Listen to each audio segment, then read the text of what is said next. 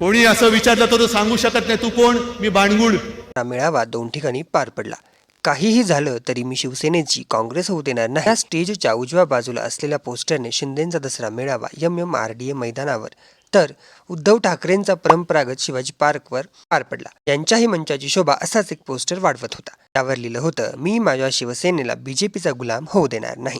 दोन्ही गटांनी भरपूर वेळा एकमेकांसाठी गद्दार हा शब्द वापरला आणि स्वतःला खुद्दार म्हणायला एकही गट विसरला नाही. दोन्ही बाजूंनी आपणच कसे खरे शिवसैनिक आहोत आणि बाळासाहेब ठाकरेंच्या हिंदुत्व विचारधारेचे खरे उत्तराधिकारी आहोत हे पटवून देण्यासाठी कोणत्याही प्रकारची कसर सोडली नाही. ह्या सगळ्यात मात्र एक महत्वाची गोष्ट घडली, ती म्हणजे जयदेव ठाकरे. जयदेव ठाकरे शिंदेसोबत दसरा मेळाव्यात हजर होते. त्यांनी म्हटलं, शिंदेने घेतलेले निर्णय उत्तम असल्यानं आज मी इथे आहे. जयदेव ठाकरेंच्या पूर्व पत्नी सौ स्मिता ठाकरे देखील मंचावर उपस्थित होत्या. बाळासाहेब ठाकरेंच्या थोरल्या मुलाचा मुलगा देखील शिंदेसोबत दसरा मेळाव्यात उपस्थित होता.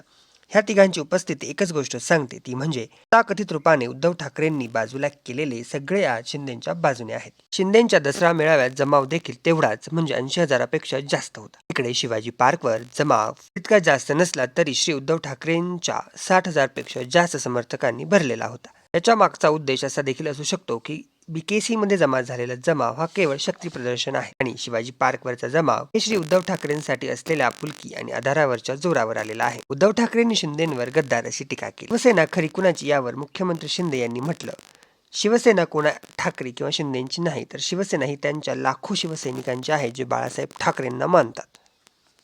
एकाच राजकीय पक्षातील नेत्यांची फुटाफूट झाल्यानंतर प्रत्येक गटाने आपापल्या परीने केलेलं शक्ती प्रदर्शनाचा एक उत्कृष्ट नमुना म्हणून यंदाच्या दसरा मेळाव्याकडे बघता येईल.